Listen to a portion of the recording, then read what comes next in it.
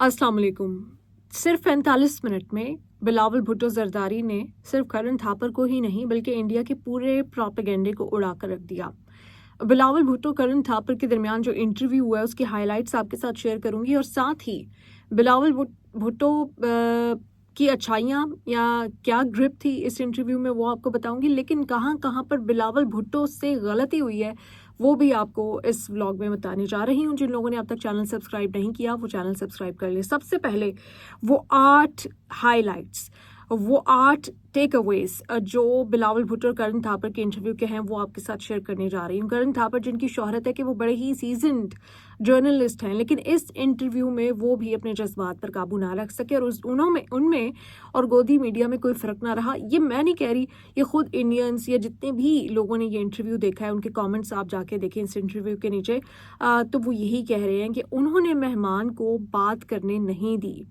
कई जगहों पे उन्होंने उनको इतना टोका, इतना इंटरप्ट किया कि मेहमान को ये कहना पड़ा कि अगर अब आप मुझे बात करने की इजाज़त नहीं देंगे तो मैं यहाँ से चला जाऊँगा। लेकिन फिर भी बहुत काम के साथ, बहुत कामली बिलावल भुट्टो ने करण थापर के सवालों के जवाब दिए। सबसे पहला इल्ज़ाम जहाँ से हम कर लेते हैं आगाज़, इंडिया पाकिस्तान पर इल्ज़ाम लगाता है कि पाकिस्तान दहशतगर्दी को स्पॉन्सर करता है, जिस पर बिलावल भुट्टो जरदारी ने पाकिस्तान का मौक़िफ़ पेश किया कि पाकिस्तान कभी भी विलिंगली कहीं पर जाके कोई एजेंडा या पॉलिसी का हिस्सा नहीं है गवर्नमेंट की कि वो जाके स्पॉन्सर कर रही हो दहशतगर्दियों के ठिकानों को। और अगर किसी ने इस खित्ते में दहशतगर्दी की जड़ को समझना, रूट कॉज को समझना है, तो उसे जो है अपने इल्यूजन से निकलकर और अपने फैंटेसी वर्ल्ड से निकलकर जो अफ़गान वॉर हुई है यहाँ पर इस खित्ते में, जिसमें ना पाकिस्तान का कसूर है, ना इंडिया का कसूर है, यहाँ तक कि ना अफ़गानिस्तान के लोगों का कसूर है, उसके बैकग्राउंड और उसके कॉन्टेक्स्ट को पढ़ना चाहिए। और उसके कॉन्टेक्स्ट को पढ़े बगैर, जाने बगैर आप पाकिस्तान को ब्लेम नहीं कर सकते थे। किस तरह जिहादी अमेरिकन गवर्नमेंट की और नेटो फोर्सेस और वेस्ट की जानिब से यहाँ पर तैयार किए गए USSR से लड़ने के लिए, और उन्हीं जिहादियों को बाद में दहशतगर्द बना दिया गया। जो पहले अमेरिका के और ये सारे यूरोपियन कंट्रीज़ के वेस्ट के इत्तेहादी थे, वो बाद में दहशतगर्द बनकर, अब अमेरिका हर कुछ अरसे बाद अपनी पॉलिसी चेंज कर लेता है। सीरिया में जो अभी गवर्नमेंट बन रही है वो पहले दहशतगर्द थी।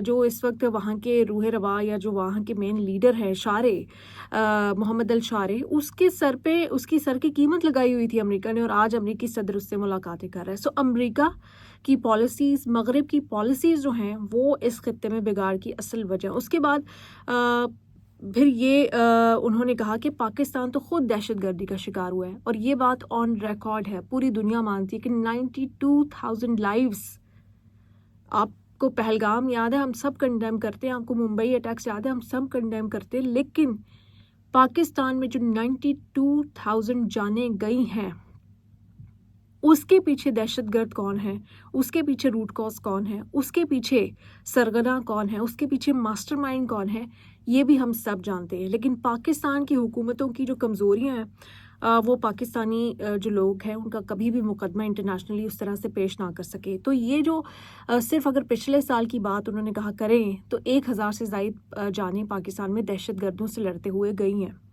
जिसमें मेनली सिक्योरिटी फोर्सेस के लोग भी शामिल हैं। तो वो उस वक्त पाकिस्तान तो खुद विक्टिम है दहशतगर्दी का। आपको लगता है कि पाकिस्तान जो खुद विक्टिम है दहशतगर्दी का, जिसका आधा बजट दहशतगर्दों से लड़ने के लिए जाता है, नेशनल एक्शन प्लान बन रहा है पाकिस्तान में, पाकिस्तान के जो सोल्जर्स हैं उनको जाने देना पड़ती हैं, जवानों को जाने देना पड़ती हैं, वो पाकिस्तान दहशतगर्दी को स्पॉन्सर करेगा।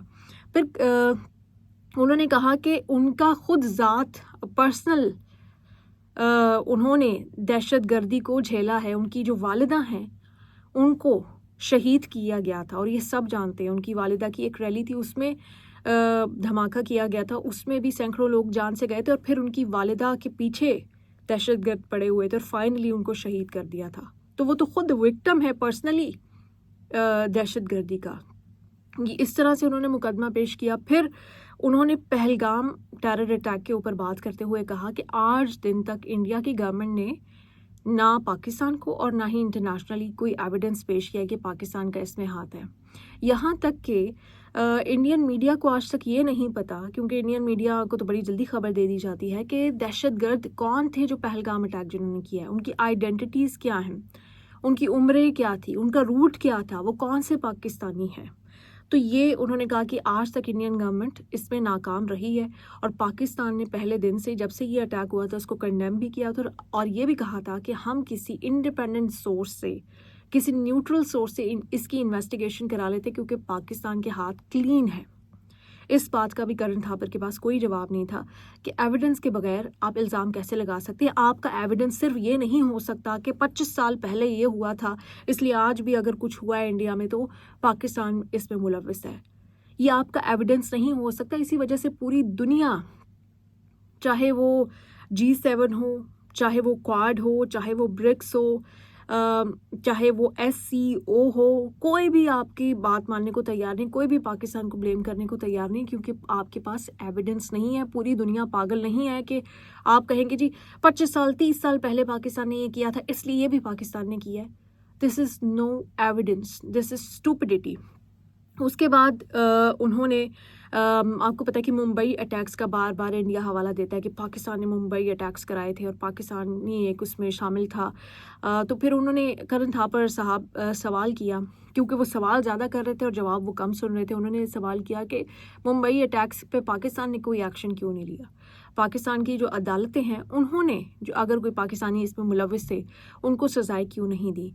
वो इस वजह से नहीं दी कि पाकिस्तान की अदालतें बार बार कहती रहीं कि जो विटनेसेस हैं मुंबई अटैक्स के, जिसकी बेस पे इंडिया कहता है कि पाकिस्तान ने अटैक किया, उनको अदालत में पेश किया जाए, वो विटनेसेस और एविडेंस पाकिस्तान के साथ शेयर किया जाए, ताकि पाकिस्तान से अगर कोई हाथ इसमें मुलव्विस है, पाकिस्तान उनके खिलाफ एक्शन कर सके।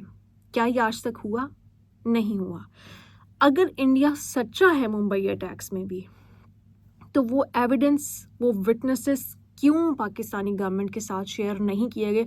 अगर इंडिया की गवर्नमेंट वाकई चाहती थी कि मुंबई अटैक्स की जो है रूट कॉज या जड़ को पकड़ा जा सके कि असल में वो प्लान हुआ कहाँ से, नहीं, उसमें भी एक इबाम रखा गया।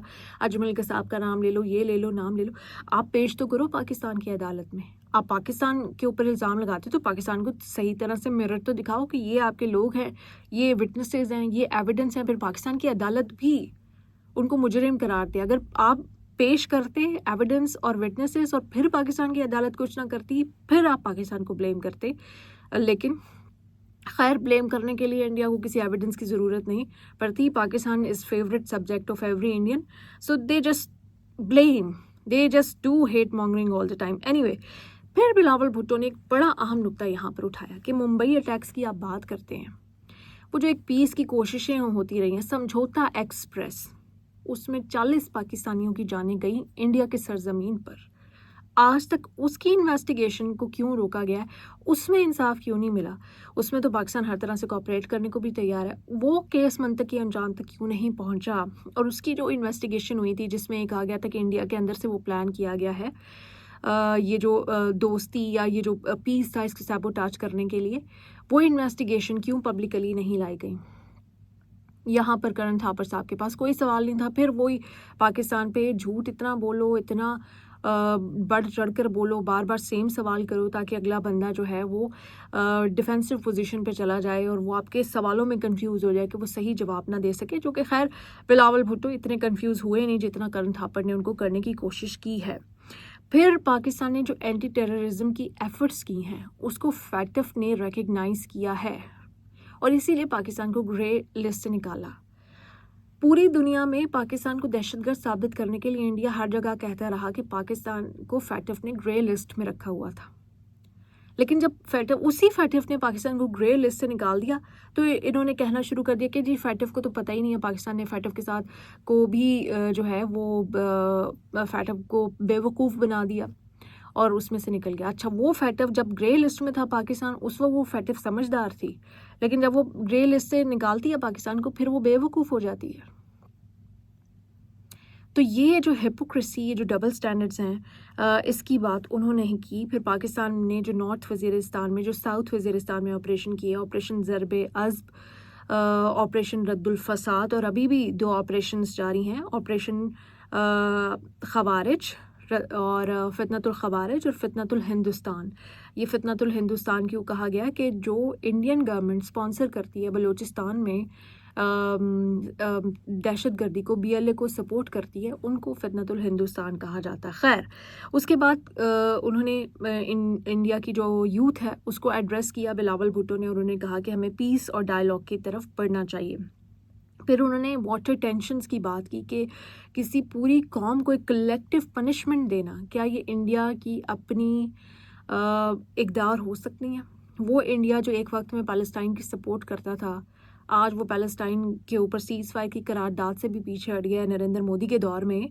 تو وہی انڈیا پاکستانیوں کو بھی کلیکٹیو پنشمنٹ دینا چاہتا ہے کہ پورے 26-25 کروڑ کو کا پانی بند کر دو. یہ کیا ہیومینیٹیرین مسئلہ نہیں ہے؟ یہ کیا جنگ نہیں ہے؟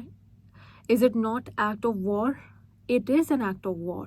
اور یہ جب اس کو ایکسٹریم سچویشن پہنچے گی تو ایک جنگ چھیڑے گی جو کہ پھر میرے خیال سے اس خطے کی آخری جنگ ہوگی اگر انڈیا نے اپنی روش نہ بدلی. خیر، یہ اس انٹرویو میں باتیں سامنے آئی، لیکن جو بلاول بھٹو نہ کر سکے وہ میں آپ کو اپنی اگلی ویڈیو میں بتاؤں گی.